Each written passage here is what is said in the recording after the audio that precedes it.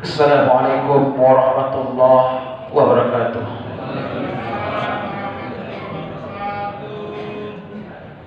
Alhamdulillahi rabbil alamin.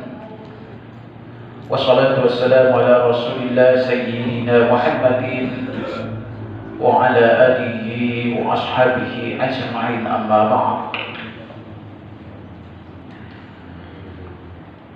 Rabbi syrah li sadri wa yassir li amri wahlul 'uqdatam min lisani yafqahu qawli bi rahmatika ya arhamar rahimin, amin ya rabbal alamin. Jamaah majelis berkah yang sama-sama dirahmati Allah Subhanahu wa taala. Tak henti-hentinya kita bersyukur atas limpahan rahmat dan nikmat-Nya kepada kita semua. Tidak ada kalimat yang pantas kita ucapkan sebagai hamba yang beriman kepada Allah SWT melainkan kalimat hamdan wa syukran lillah. Salawat serta salam tak lupa juga kita curahkan kepada baginda Rasulullah Muhammad sallallahu alaihi wasallam. Allahumma shalli wa sallim wa barik alaihi wa alihi. Ya, saya hormati pengurus majelis berkah yang sempat hadir pada sore hari ini. Yang saya hormati para sesepuh majelis berkah yang sempat hadir pada sore hari ini. Yang saya hormati terkhusus pada seluruh pengurus masjid Uswatun Hasanah. Semoga kita semua dirahmati Allah Subhanahu wa taala. Bapak Ibu yang sama-sama dirahmati Allah Subhanahu wa taala, melanjutkan pembahasan kita terkait dengan kitab Arba'in, kajian kitab Arba'in. Tapi sebelum saya lanjutkan, ada kemarin bahasa yang sampai ke saya, Ustaz, jangan mat 77. Jangan mat 77. Orang Bugis bilang itu mat 77 itu apa ya? Berdiri. Bukan berdiri. Nawatu. Jadi mohon maaf, sebenarnya sesuai yang pernah diumumkan oleh Sekretaris Umum di Masjid Uswatun Nur Hasanah Nur Hasanah Aceh, kalau sudah ada ustadz dua di depan yang bisa ceramah, kalau tidak ada pintu samping, ya udah yang duduk di belakang, ustadznya telah duduk di belakang, tidak usah ke depan. Saya cuma menjelaskan ini Pak, karena ini atas nama jamaah. Cuma saya tidak tahu kenapa jamaah mendorong saya ke depan, padahal sudah atas nama jamaah. Saya curiganya ini cuma satu jemaah di atas namakan semua jemaah. Ya. Jadi memang bahasa harusnya kalau memberikan itu kritikan, saran, harus disertai solusi dan harus juga dipertimbangkan. Baik Bapak Ibu yang sama-sama dirahmati Allah Taala, saya tekankan saya tidak mau tujuh-tujuh, saya cuma menjelaskan. Kalau sudah ada ustaz di depan dan saya telat, saya duduk di belakang. Itu juga sekali-kali untuk membantu hati saya menjadi mustaqim, supaya hilang kesombongan di antara kita. Baik Bapak Ibu yang sama-sama dirahmati Allah SWT, penjelasan terkait dengan hadis yang keempat terkait dengan proses penciptaan manusia, di mana yang telah lalu kita sampaikan bahwa Allah Subhanahu wa taala membentuk atau menciptakan manusia ini itu bertahap.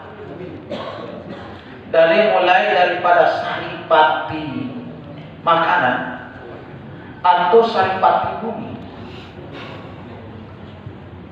Kalau Nabiullah Adam alaihissalam diciptakan dari tanah, maka keturunannya diambil daripada saripatinya. Walaupun ulama kita bukan tanah yang asal daripada Adam, bukan tanah seperti yang nampak ini, tapi saripati daripada intisari daripada tanah ini. Hadirin yang sama-sama dirahmati Allah Subhanahu wa taala, ketika manusia diciptakan asalnya dari tanah, maka ada fitrah yang di dalamnya ini sangat luar biasa. Sifatnya tanah itu luar biasa. Diinjak tak pernah merasa keberatan, tetapi selalu tinggi nilainya di mata manusia. Betul, Pak? Betul. Tidak ada tanah sampai sekarang ini keberatan kalau diinjak-injak, tetapi nilainya luar biasa. Per meternya bisa sampai jutaan. Bagaimana Pak Modis? Ya, apalagi kalau sudah ada kebun duriannya. Lebih mahal lagi. Tanah kosong saja per meternya mahal, apalagi kalau sudah ada pohon durian di atasnya. Apalagi kalau sudah ada rumah bangunan. Mana Pak Caco? Tentu lebih mahal lagi. Kemarin saya ditawarkan ada rumah yang mau dijual di Jalan Cemara, Ustaz. Tolong dibantu carikan kembali 600 juta. Luas tanahnya itu 14 kali 35. Luas bangunannya 12 kali 16. Ini sekedar promosi sedikit. Hadirnya sama-sama dirahmati Allah Subhanahu wa taala. Dia diinjak tetapi tak pernah merasa bersalah, tak pernah merasa hina. Kenapa? Karena selalu tinggi nilainya. Maka kalau bapak ibu merasa terinjak, ambillah sifatnya tanah. Serahkan semuanya kepada Allah Subhanahu wa taala. Kau akan menjadi bernilai di mata manusia. Tanah, dari tanah proses penciptanya dari saripat makanan, kemudian berubah menjadi nutfah, segumpal mudghah, berproses dari setetes mani, kemudian menjadi segumpal darah, kemudian menjadi alaqah, tulang belulang. Kalau dalam syairnya hadis ini disebutkan ada 4, tapi di dalam ayat Allah SWT disebutkan ada 7 bertahap-tahap. 40 hari, 40 hari, 40 hari. Hadis riwayat Ibnu Mas'ud dan riwayat Imam Ahmad itu disebutkan 40 hari, 40 hari, 40 hari. 4 masa. 4 kali 4 3 kali 4 3 masa, 3 kali 4 12 120 hari atau sekitar 4 bulan. Namun di sini disebutkan summatama sempurna, kemudian sempurnanya itu arba'ah ashhur wa ashran, itu 4 bulan 10 hari. Dan inilah menjadi juga hikmah kenapa Allah Subhanahu wa taala tetapkan orang yang meninggal suaminya masa iddahnya 4 bulan 10 hari. Karena dikhawatirkan jangan sampai ada pembuahan dari suaminya yang meninggal ini. Hadirnya sama-sama dirahmati Allah Subhanahu wa taala. Tetapi disebutkan istilah mu'allil dalam dari segi kedokteran atau ilmu kesehatan itu disebutkan bahwa 35 hari itu ketika proses penciptaannya manusia itu berlangsung 35 hari. Tamar bisa beryoman, kemudian bergerak di hari ke-70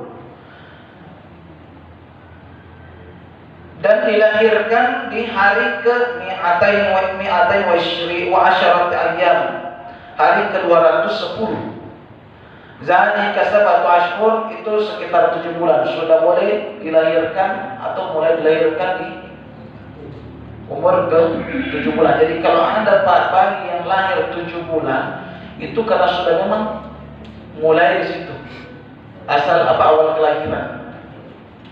Jadi sudah sempurna bentuknya, sudah sempurna, sudah bergerak, sudah hidup.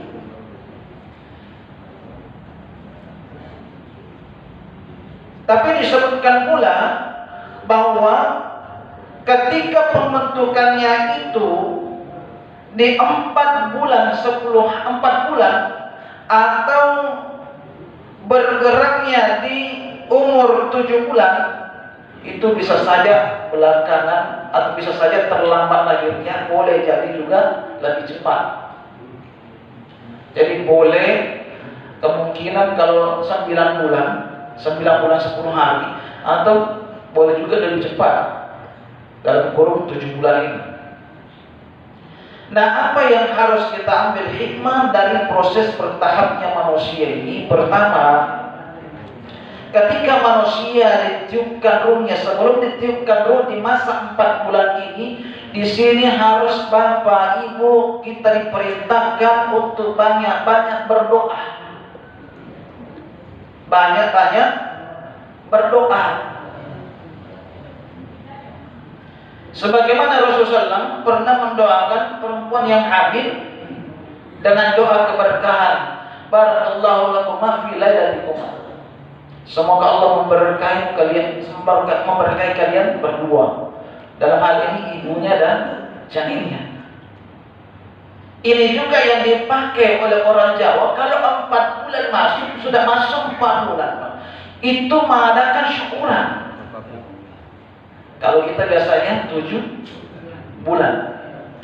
Yang mengadakan 4 bulan, dalil ini dipakai. Hadis ini tadi, hadis Ibnu Mas'ud. Tapi yang mengadakan 7 bulan itu menggunakan dalil Quran surah Al-A'raf. Huwa alladhi khalaqakum min nafsin wahidatin wa ja'ala minha zawjaha liyaskuna ilaiha ila al-ayat. Ini yang digunakan kata Imam Al-Baghawi dalam tafsirnya, bahwa ketika Hawa pada awal kehamilannya masih kecil perutnya, dia masih kuat, tetapi ketika sudah besar mendekati hari-hari kelahiran, di sini diperintahkan oleh Allah banyak-banyak berdoa kepada Allah Subhanahu wa taala. Maka ini digunakan dalil untuk 7 bulanan ketika sudah mulai membesar kandungan, yaitu sekitar mulai 7 bulanan. Apa doa yang harus kita minta kepada Allah Subhanahu wa taala? Minta doa keberkahan rezeki, keberkahan umur, dan dijauhkan dari bala bencana musibah kesengsaraan. Terlepas itu doanya mau pakai bahasa Arab, silakan. Mau pakai bahasa Indonesia juga boleh. Mau undang jamaah MSP lebih bagus. Iya, 7 bulanan. Sekali-kali ada acara 7 bulanan atau 4 bulanan, kita tunggu nanti undangannya Wawan.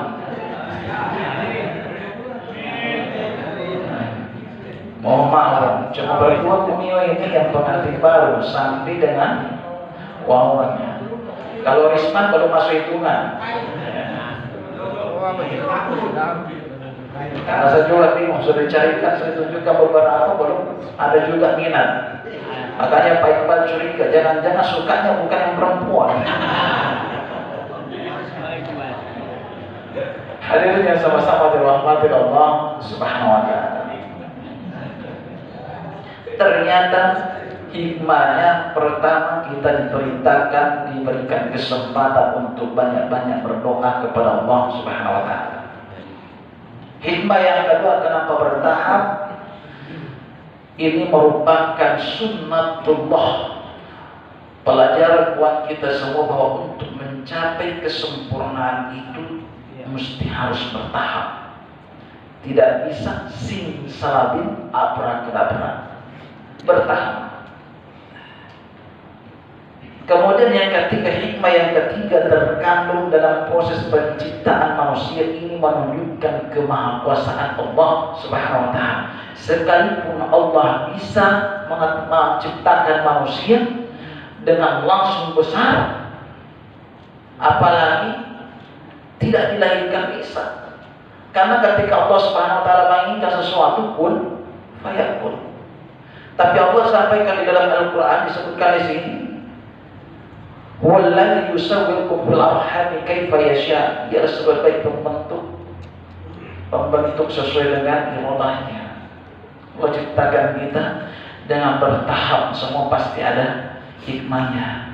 Dan luar biasanya ketika proses penciptaan manusia ini bertahap, maka di sini ada pengambilan hukum yang untuk memberikan pengajaran buat kita semua. Hukum terkait masa iddah, hukum terkait dengan aborsi.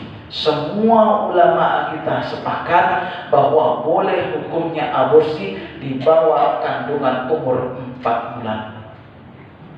Walaupun dalam Imam Al-Ghazali dalam kitab Ihya yang menyebutkan tetap tidak boleh, karena sudah ada pertemuan sel sperma dengan sel ovum, sudah ada tahapan kehidupan di situ. Adapun ketika sudah di atas 4 bulan, maka ulama kita mengharamkan untuk digugurkan, terkecuali kehamilan yang dilakukan di luar nikah. Jumhur ulama sepakat untuk mengharamkan untuk digugurkan.